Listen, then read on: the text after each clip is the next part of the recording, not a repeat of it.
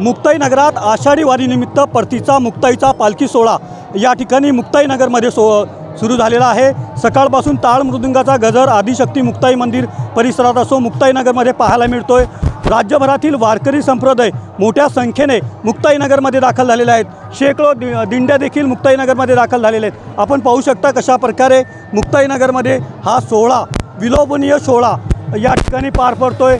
मोठ्या संख्येने वारकरी संप्रदाय देखील आदिशक्ती मुक्ताईचं दर्शन घेत आहेत।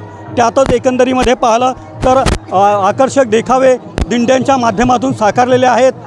विलोभनीय दृश्य या ठिकाणी आपल्याला पाहायला मिळतंय।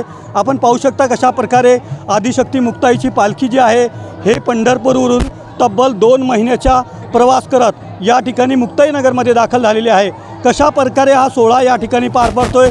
राज्यभरातील भाविक देखील मुक्ताईच्या या पादुकांचं दर्शन घेताना मोठी गर्दी या ठिकाणी करतायत।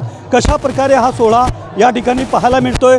एकंदरीमध्ये शेकडो दिंड्या असोत किंवा हजारो लाखो वारकरी संप्रदाय या ठिकाणी दाखल झालेले आहेत। आपल्यासोबत महाराज आहेत। काय सांगाल महाराज या सोहळा संदर्भात? हा सोहळा एकदम उत्तम प्रकारे चालू आहे।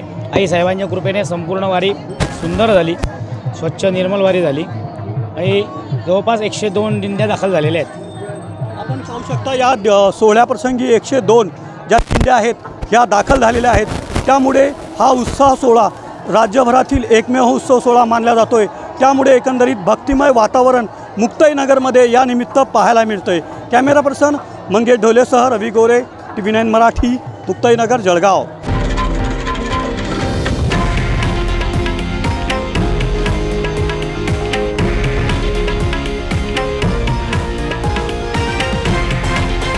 हे आहे देशातील नंबर 1 न्यूज नेटवर्क आणि आपण पाहत आहात TV9 मराठी, एकमेव।